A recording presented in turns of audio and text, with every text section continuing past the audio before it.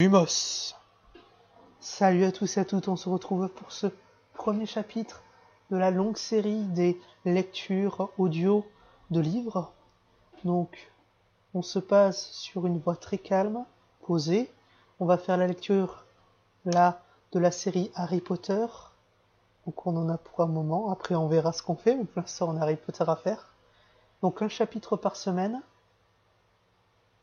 Il y a plusieurs choses qui vont être montrées, mais d'abord, je dois vous dire que le chapitre audio avec tout chapitre se trouve dans la description en MP3 sans cette intro, et que quand on aura terminé le bouquin, vous pourrez retrouver tout le livre audio en entier dans la description en MP3, bien sûr. Je préviens que bien sûr, le livre, je l'ai déjà acheté moi-même sur papier, ce qui m'autorise à l'avoir sur PDF. Bref. Je vous conseille de faire autre chose à côté. Mon visage va passer en tout petit juste là-haut. Voilà. Et vous allez avoir des illustrations. Mais c'est pas la peine de regarder. C'est un livre audio, donc c'est surtout sur la voix que vous allez me suivre. Donc je vous conseille de faire autre chose à côté. Et puis on se lance tout de suite.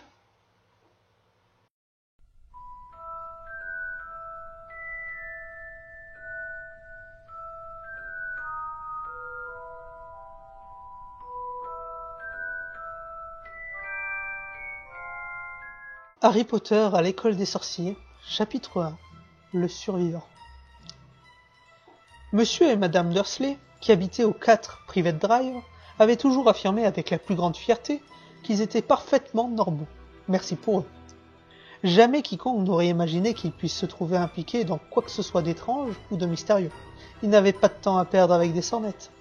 Monsieur Dursley dirigeait la Grugning, une entreprise qui fabriquait des perceuses.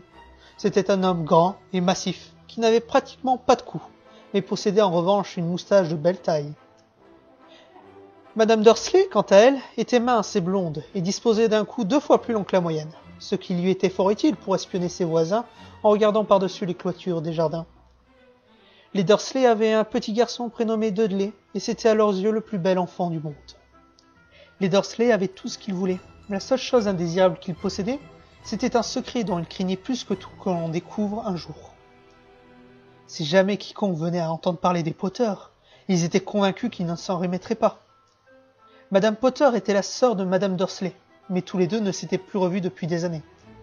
En fait, Madame Dursley faisait comme si elle était fille unique, car sa sœur et son bon arrière-mari étaient aussi éloignés que possible de tout ce qui faisait un Dursley.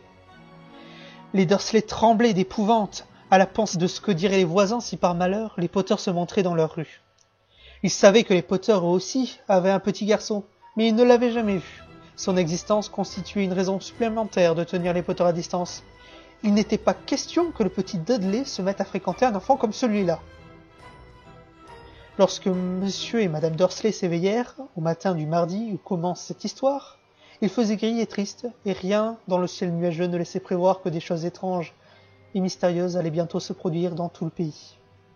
Monsieur Dursley fredonnait un air en nouant sa cravate la plus sinistre pour aller travailler, et Madame Dursley racontait d'un ton badin les derniers potins du quartier en s'efforçant d'installer sur sa chaise de bébé le jeune Dudley qui braillait de toutes les forces de ses poumons.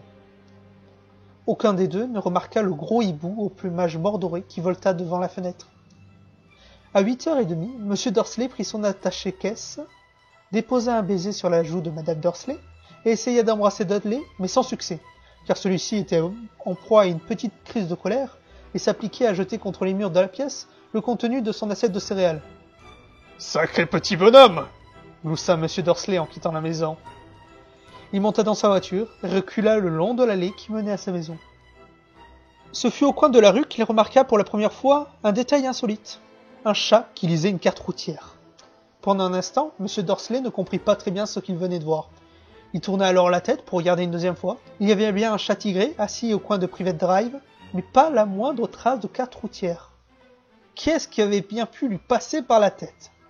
Il avait dû se laisser abuser par un reflet du soleil sur le trottoir. Monsieur Dursley cligna des yeux et regarda fixement le chat. Celui-ci soutint son regard, tandis qu'il tournait le coin de la rue et s'engageait sur la route. Monsieur Dursley continua d'observer le chat dans son rétroviseur. L'animal était en train de lire la plaque qui indiquait « Private Drive ».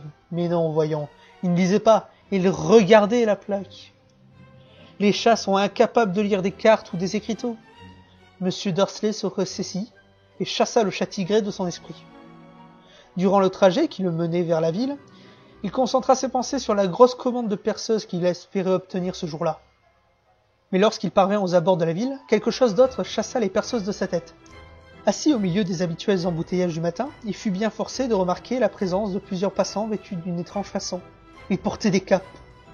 Monsieur Dursley ne supportait pas les gens qui s'habillaient d'une manière extravagante. Les jeunes avaient parfois de ces accoutrements. Il pensa qu'il s'agissait d'une nouvelle mode particulièrement stupide. Il pianota sur le volant de sa voiture, et son regard rencontra un groupe de ces olibrus, qui se chuchotaient des choses à l'oreille d'un air surexcité. Monsieur Dursley s'irrita en voyant que l'un d'entre eux n'était pas jeune du tout. Cet homme là-bas était sûrement plus âgé que lui, ce qui ne l'empêchait pas de porter une cape vert émeraude. Quelle impudence! Monsieur Dursley pensa alors qu'il devait y avoir une animation de rue. Ces gens étaient probablement là pour collecter de l'argent au profit d'une œuvre quelconque. Ce ne pouvait être que ça. La fuite de voiture se remit en mouvement et quelques minutes plus tard, Monsieur Dursley se rangea dans le parking de la Gröning.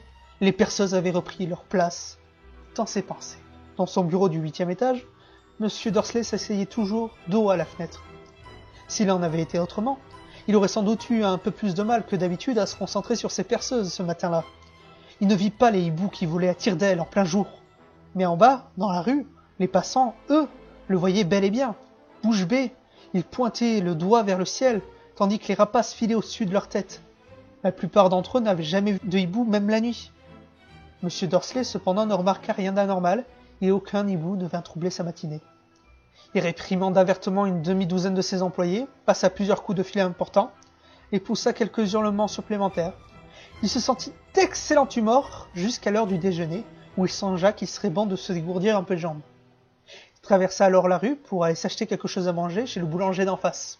Les passants, vêtus de cape, lui étaient complètement sortis de la tête, mais lorsqu'il en vit à nouveau quelques-uns à proximité de la boulangerie, il passa devant eux en leur lançant un regard courroucé. Il ignorait pourquoi, mais il le mettait mal à l'aise. Cela aussi chuchotait d'un air surexcité, et il ne vit pas la moindre boîte destinée à récolter de l'argent. Quand il sortit de la boutique avec un gros beignet enveloppé dans un sac, il entendit quelques mots de leur conversation. « Les Potter, c'est ça, c'est ce que j'ai entendu dire. Oui, leur fils, Harry. » Monsieur Dursley s'immobilisa, envahi par une peur soudaine.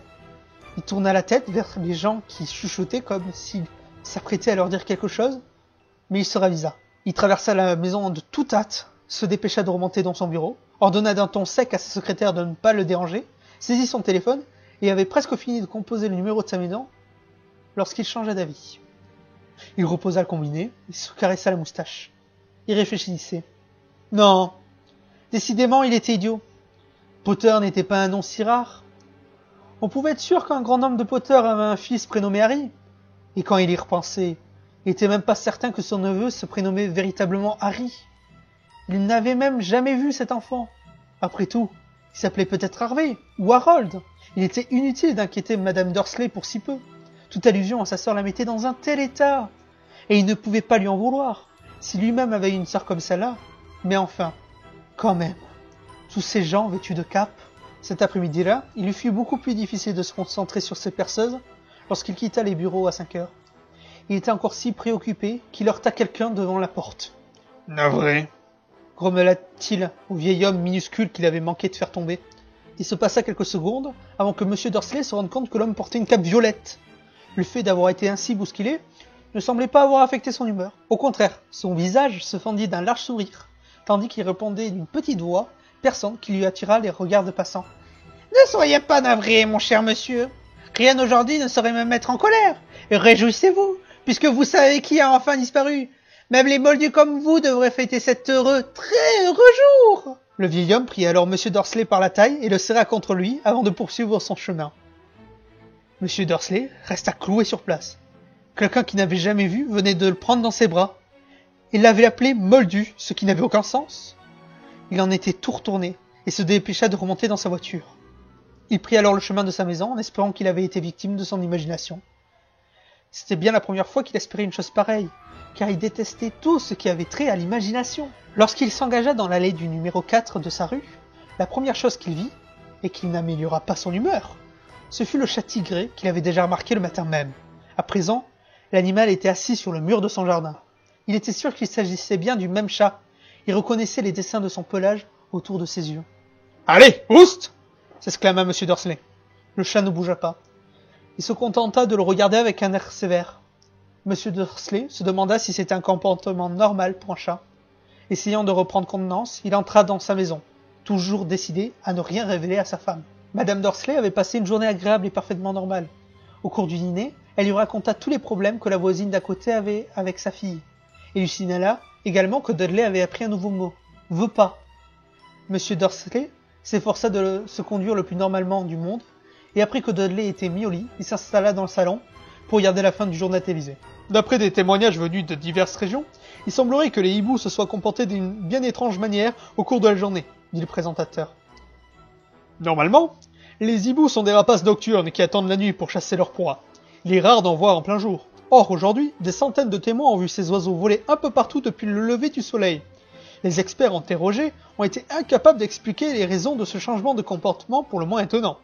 Voilà qui est bien mystérieux, conclut le présentateur en s'autorisant un sourire. Et maintenant, voici l'heure de la météo, avec les prévisions de Jim McGuffin. Alors Jim, est-ce qu'on doit s'attendre à d'autres chutes de hiboux en cours de la nuit prochaine? Ça, je serais bien incapable de vous le dire, Ted, répondit l'homme de la météo.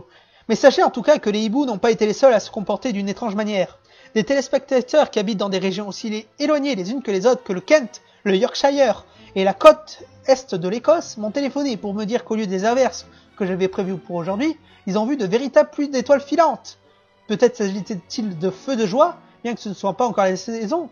Quoi qu'il en soit, vous pouvez être sûr que le temps de la nuit prochaine sera très humide. M. Dursley se figea dans son fauteuil. Des pluies d'étoiles filantes sur tout le pays. Des hiboux qui volent en plein jour. Des gens bizarres vêtus de capes. Et ces murmures. Ces murmures sur les poteurs. Madame Dursley entra dans le salon avec 2 tasses de thé. Décidément, il y avait quelque chose qui n'allait pas. Il fallait lui en parler. M. Dursley, un peu nerveux, s'éclaircit la gorge. Pétunia, ma chérie, dit-il. Tu n'as pas eu des nouvelles de ta sœur récemment? Comme il s'y attendait, son épouse parut choquée et furieuse. Elle faisait toujours semblant de ne pas avoir de sœur. Non, répondit-elle sèchement. Pourquoi?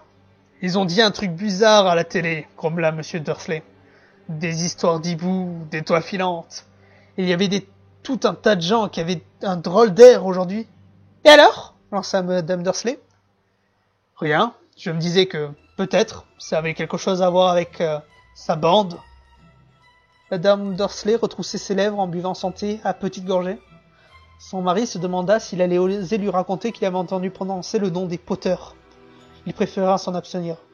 D'un air aussi détaché que possible, il dit « Leur fils, il n'a pas à peu près le même âge que Dudley, non ?»« J'imagine, » répliqua Madame Dursley avec raideur. « Comment s'appelle-t-il déjà? Howard, c'est ça ?»« Harry, un nom très ordinaire, très désagréable si tu veux mon avis. »« Ah oui, » répondit M. Dursley en sentant son cœur s'arrêter. « Oui, je suis d'accord avec toi. » Il ne dit pas un mot de plus à ce sujet, tandis qu'il montait l'escalier pour aller se coucher.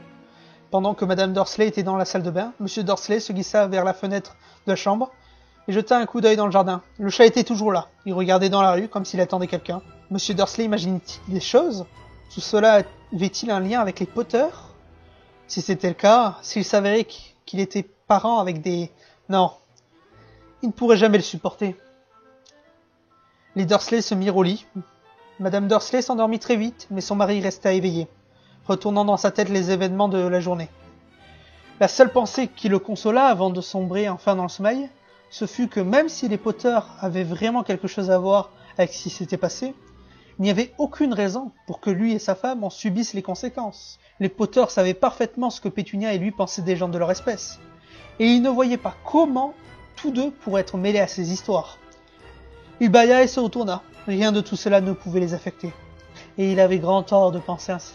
Tandis que M. Dursley se laissait emporter dans un sommeil quelque peu agité, le chat sur le mur, lui, ne montrait aucun signe de somnolence. Il était resté assis, immobile comme une statue, fixant de ses yeux grands ouverts le coin de Private Drive.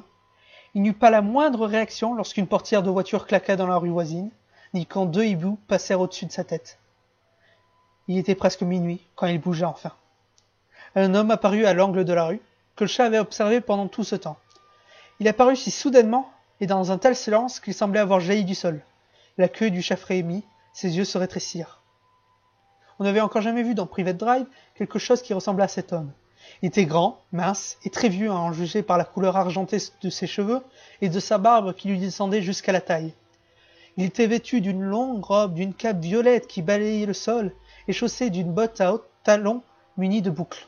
Ses yeux bleus et brillants étincelaient derrière les lunettes en demi-lune et son long nez crochu donnait l'impression d'avoir été cassé au moins 2 fois. Cet homme s'appelait Albus Dumbledore.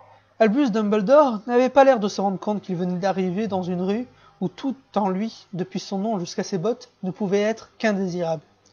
Il était occupé à chercher quelque chose dans sa longue cape, mais sembla s'apercevoir qu'il était observé, car il leva brusquement les yeux vers le chat, qui avait toujours le regard fixé sur lui, à l'autre bout de la rue. Pour une raison quelconque, la vue du chat parut l'amuser. Il eut un petit rire et marmonna. « J'aurais dû m'en douter. » Il avait trouvé ce qu'il cherchait dans une poche intérieure. Apparemment, il s'agissait d'un petit briquet en argent. Il en releva le capuchon, le tendit au-dessus de sa tête et l'alluma. Le réverbère le plus proche s'éteignit alors avec un petit claquement. L'homme alluma à nouveau le briquet, le réverbère suivant s'éteignit à son tour, 12 fois. Il actionna ainsi l'éteignoir jusqu'à ce qu'il ne reste plus aucune lumière dans la rue, à part 2 points minuscules qui brillaient au loin. C'étaient les yeux du chat, toujours fixés sur lui. Quiconque aurait regardé par une fenêtre en cet instant, même Madame Dursley et ses petits yeux perçants, aurait été incapable de voir le moindre détail de ce qui se passait dans la rue. Dumbledore rangea son éteignoir dans la poche de sa cape et marcha en direction du numéro 4. Lorsqu'il y fut parvenu, il s'assit sur le muret, à côté du chat. Il ne lui accorda pas un regard, mais après un moment de silence, il lui parla. « C'est amusant de vous voir ici, professeur McGonagall, dit-il. Il tourna la tête pour adresser un sourire au chat tigré, mais celui-ci avait disparu. Dumbledore souriait à présent à une femme d'allure sévère, avec des lunettes carrées, qui avait exactement la même forme que les motifs autour des yeux du chat. Elle aussi portait une cape d'un vert émeraude. Ses cheveux étaient tirés en un chignon serré, et elle avait l'air singulièrement agacée. « Comment avez-vous su que c'était moi ?» demanda-t-elle. « Mon cher professeur, je n'ai jamais vu un chat se tenir d'une manière aussi raide. »« Vous aussi, vous seriez un peu raide si vous restiez assis toute une journée sur un mur de briques, » répondit le professeur McGonagall. « Toute la journée ? Alors que vous auriez pu célébrer l'événement avec les autres. En venant ici, j'ai dû voir une bonne douzaine de fêtes et de banquets. » Le professeur McGonagall renifla d'un air courroucé. « Oui, je sais, tout le monde fait la fête, » dit-elle avec agacement. « On aurait pu penser qu'il serait plus prudent, mais non, pas du tout. Même les Moldus ont remarqué qu'il se passait quelque chose. Ils en ont parlé aux nouvelles. » Elle montra d'un signe de tête la fenêtre du salon des Dursley, plongée dans l'obscurité. « Je l'ai entendu moi-même. Ils ont signalé des vols de hiboux, des pluies d'étoiles filantes. Mais les Moldus ne sont pas complètement idiots. Il était inévitable qu'ils s'en aperçoivent. Des étoiles filantes dans le Kent. Je parie que c'est encore un coup de Daedalus Deagle. Il n'a jamais eu beaucoup de jugeote. »« On ne peut pas leur en vouloir, » dit Dumbledore avec douceur. « Nous n'avons pas eu grande chose à célébrer depuis 11 ans. »« Je sais, » répliqua McGonagall d'un ton sévère, « mais ce n'est pas une raison pour perdre la tête. Tous ces gens étaient d'une imprudence folle, se promener dans la rue en plein jour, en s'échanger les dernières nouvelles, sans même prendre la précaution de s'habiller comme des moldus. » Elle lança un regard oblique, perçant Dumbledore comme si elle espérait qu'il allait dire quelque chose. Mais il garda le silence. « Nous serions dans de beaux draps, reprit-elle, si le jour où vous savez qui semble enfin avoir disparu, les moldus s'apercevaient de notre existence. J'imagine qu'il a vraiment disparu, n'est-ce pas, Dumbledore ?»« Il semble qu'il en soit ainsi, en effet, » assura Dumbledore. « Et nous avons tout lieu de nous en féliciter. Que diriez-vous d'un esquimau au citron ?»« Un quoi ?»« Un esquimau au citron. C'est une friandise que fabriquent les moldus. Je dois dire que c'est plutôt bon. »« Merci, pas pour moi, » répondit froidement le professeur McGonagall, qui semblait estimer que le moment n'était pas venu de manger des glaces au citron. « Je vous disais donc que même si vous savez qui est vraiment parti, mon cher professeur, quelqu'un d'aussi raisonnable que vous ne devriez pas hésiter à prononcer son nom, ne croyez-vous pas? Cette façon de dire tout le temps « vous savez qui » n'a aucun sens. Pendant 11 ans, j'ai essayé de convaincre les gens de l'appeler par son nom. Voldemort. » Le professeur McGonagall fit une grimace, mais Dumbledore, qui avait sorti 2 esquimaux au citron, ne parut pas le remarquer. « Si nous continuons à dire « vous savez qui », nous allons finir par créer la confusion. Je ne vois aucune raison d'avoir peur de prononcer le nom de Voldemort. Je sais bien que vous n'en voyez pas, répliqua le professeur McGonagall qui semblait moitié exaspérée, moitié admirative. Mais vous, vous êtes différent des autres. Tout le monde sait que vous êtes le seul à avoir jamais fait peur à vous savez qui, ou à Voldemort si vous y tenez. Vous me flattez, dit Dumbledore d'une voix tranquille. Voldemort dispose de pouvoirs que je n'ai jamais eus. C'est simplement parce que vous avez trop de, disons, de noblesse pour en faire usage. Heureusement qu'il fait nuit. Je n'ai jamais autant rougi depuis le jour où Madame Pomme-Fraîche m'a dit qu'elle trouvait mes nouveaux cache-oreilles ravissants. Le professeur McGonagall lança un regard perçant à Dumbledore. Les hiboux, ce n'est rien comparé aux rumeurs qui circulent, déclare-t-elle. Vous savez ce que tout le monde dit sur les raisons de sa disparition? Ce qui a fini par l'arrêter? Apparemment, le professeur McGonagall venait d'aborder le sujet qui lui tenait le plus à cœur. La véritable raison qu'il avait décidé à attendre toute la journée assis sur un mur glacial, car jamais un chat ni une femme n'avait fixé Dumbledore d'un regard aussi pénétrant que celui du professeur en cet instant. À l'évidence, elle n'avait pas l'intention de croire ce que tout le monde disait tant que Dumbledore ne lui aurait pas confirmé qu'il s'agissait bien de la vérité. Dumbledore, cependant, était occupé à choisir un autre esquimau et ne lui répondit pas. Ce qu'ils disent, poursuivit le professeur, c'est que Voldemort est venu hier soir, à Godric Solo, pour y chercher les Potter.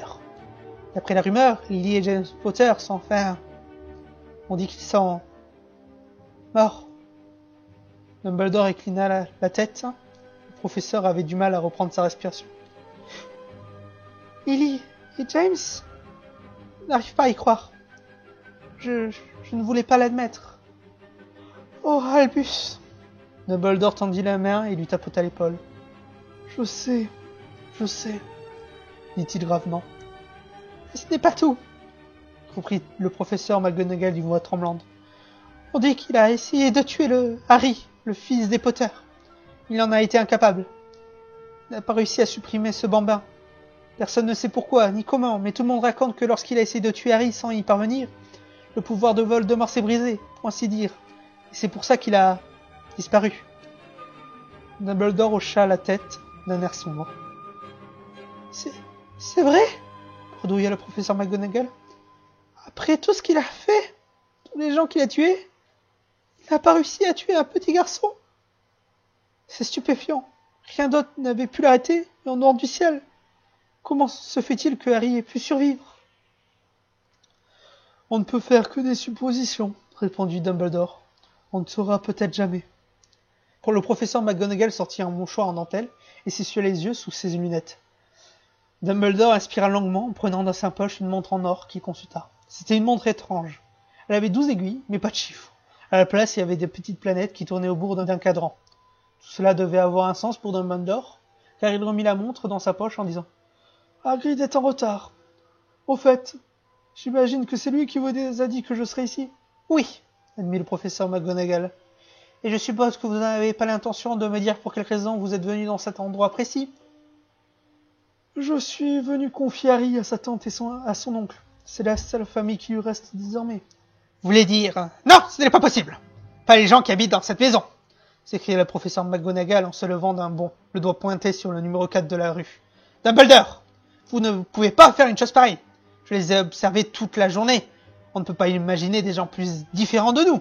En plus, ils ont un fils. Je l'ai vu donner des coups de pied à sa mère tout au long de la rue en hurlant pour réclamer des bonbons. Harry Potter venir vivre ici? »« C'est le meilleur endroit pour lui, » répliqua Dumbledore d'un ton ferme. « Son oncle et sa tante lui expliqueront tout quand il sera plus grand. Je leur ai écrit une lettre. »« Une lettre ?» répéta le professeur McGonagall d'une voix éteinte en se rasseyant sur un muret. « Dumbledore, vous croyez vraiment qu'il est possible d'expliquer tout cela dans une lettre? Les gens pareils seront incapables de comprendre ce garçon. Il va devenir célèbre, une véritable légende vivante. Je ne serais pas étonné que la date d'aujourd'hui devienne dans l'avenir la fête de Harry Potter. On y écrira des livres sur lui. Tous les enfants de notre monde connaîtront son nom. »« C'est vrai, » dit Dumbledore en le regardant d'un air très sérieux par-dessus ses lunettes en demi-lune. « Il y aurait de quoi retourner la tête de n'importe quel enfant. Être célèbre avant même d'avoir appris à marcher et à parler. Célèbre pour quelque chose dont il ne serait même pas capable de se souvenir. Ne comprenez-vous pas qu'il vaut beaucoup mieux pour lui qu'il grandisse à l'écart de tout cela jusqu'à qu'il soit prêt à l'assumer? » Le professeur McGonagall ouvrit la bouche, elle parut changer d'avis, avala sa salive et répondit « Oui, bien sûr, vous avez raison. Mais comment l'enfant va-t-il arriver jusqu'ici, Dumbledore ?» Regardant soudain Saka comme si elle pensait qu'Harry était peut-être caché dessous. C'est Hagrid qui doit l'amener, dit Dumbledore. Et vous croyez qu'il est sage de confier une tâche importante à Hagrid? Je confierai ma propre vie à Hagrid, assura Dumbledore. Je ne dis pas qu'il manque de cœur, répondit le professeur McGonagall avec réticence. Mais reconnaissez qu'il est passablement négligent. Il a tendance à... Qu'est-ce que c'est que ça? Un grondement sourd avait brisé le silence de la nuit. Le bruit augmenta d'intensité, tandis qu'il scrutait la rue des deux côtés pour essayer d'apercevoir la lueur d'un phare. Le grondement se transforma en pétardade au-dessus de leur tête. Ils levèrent alors les yeux et virent une énorme moto tomber du ciel et atterrir devant eux sur la chaussée. La moto était énorme, mais ce n'était rien comparé à l'homme qui était assis dessus. Il était à peu près 2 fois plus grand que la moyenne, et au moins 5 fois plus large. Il était même tellement grand qu'on avait à peine à le croire. On aurait dit un sauvage, avec ses longs cheveux noirs en broussailles, sa barbe qui cachait presque entièrement son visage, ses mains de la taille d'un couvercle de poubelle, et ses pieds chaussés de bottes en cuir qui avaient l'air de bébés dauphins. L'homme tenait un tas de couvertures dans ses immenses bras musculeux. « Hagrid !» dit Dumbledore avec soulagement. « Vous voilà enfin. Où avez-vous déniché cette moto ?»« L'emprunter, professeur Dumbledore, monsieur, » répondit le géant descendant avec précaution de la moto. « C'est le jeune Sirius Black qui me l'a prêté. Ça y est, j'ai réussi à vous l'amener, monsieur. »« Vous n'avez pas eu de problème ?»« Non, monsieur. La maison était presque entièrement détruite. Mais je me suis débrouillé pour le sortir de là avant que les modules commencent à rappliquer. Il s'est endormi quand on a survolé Bristol. » Dumbledore et le professeur McGonagall se penchèrent sur le tas de couverture. À l'intérieur, à peine visible, un bébé dormait profondément, sous une touffe de cheveux d'un noir de jet. Ils distinguèrent sur son front une étrange coupure en forme d'éclair. « C'est là que... » murmura le professeur McGonagall. « Oui, » répondit Dumbledore. « Il gardera cette cicatrice à tout jamais. »« Vous ne pourriez pas arranger ça, Dumbledore ?»« Même si je le pouvais, je ne le ferais pas. Les cicatrices sont parfois utiles. Moi-même, j'en ai une au-dessus du genou gauche qui représente le plan exact du métro de Londres. Donnez-le-moi, Hagrid. Il est temps de faire ce qu'il faut. » Dumbledore prit Harry dans ses bras et se tourna vers la maison des Dursley. « Est-ce que je pourrais lui dire au revoir, monsieur ?» demanda Hagrid.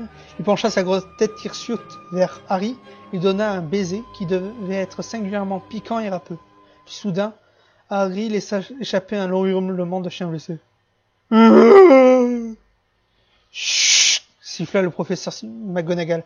« Vous allez réveiller les moldus. »« Désolé !» sanglota Hagrid en sortant de sa poche un grand mouchoir à pois dans lequel il enfouit son visage. « Mais je n'arrive pas à m'y faire. Lily et James qui meurent, et ce pauvre petit Harry qui va aller vivre avec les moldus. » « Oui, je sais, c'est triste, mais ressaisissez-vous, Hagrid. Sinon, nous allons faire repérer, » chuchota le professeur McGonagall en tapotant doucement le bras de Hagrid, tandis que Dumbledore enjambait le muret du jardin en s'avançant vers l'entrée de la maison. Avec précaution, il déposa Harry devant la porte, sortit une lettre de sa cape, la glissa entre les couvertures, puis revint vers les deux autres.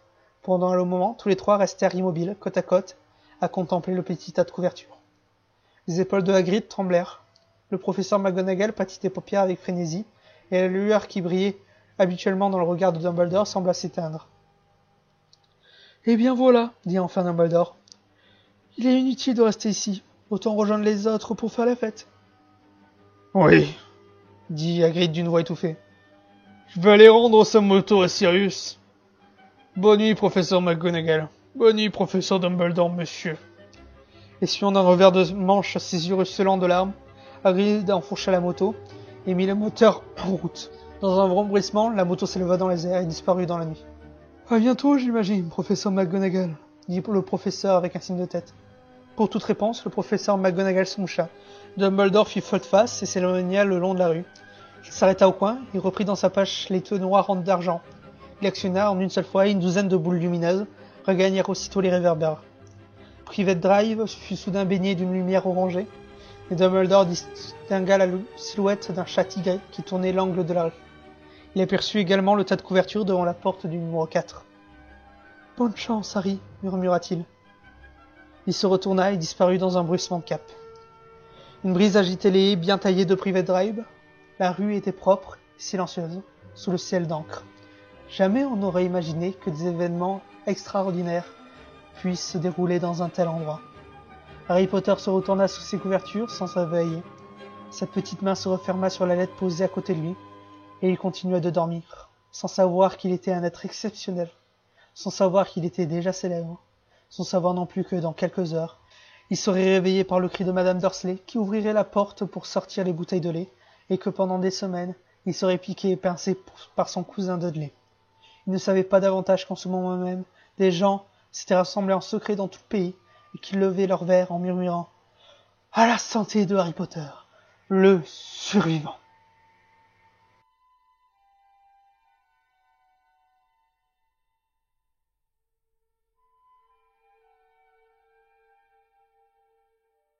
Nox. Et voilà, mes chers amis, nous avons terminé le premier chapitre. On se retrouve la semaine prochaine pour le second chapitre. Je vous avoue, c'est très difficile. Je ne m'attendais pas à une telle difficulté. J'en ai eu pour 40 minutes d'enregistrement pour un chapitre. C'est très très dur. J'ai très chaud parce que voilà, je suis bien couvert. On est encore en septembre, donc il fait encore très très chaud. Enfin bref, on s'en fiche. Je vous remercie d'avoir écouté et j'espère que vous apprécierez la suite de ce bouquin. Vous me dites un peu comment vous trouvez cette prestation, si vous l'appréciez, si vous voulez que j'améliore certaines choses, je suis à écouter. Je vous rappelle que c'est juste de la lecture, ce qui est très difficile. Mentalement, c'est très dur, hein, la lecture à haute voix. Mais enfin bref, on s'en fiche. Je suis très content d'avoir fait cette vidéo. Je vous dis salut à tous et à toutes, c'était. Ciao.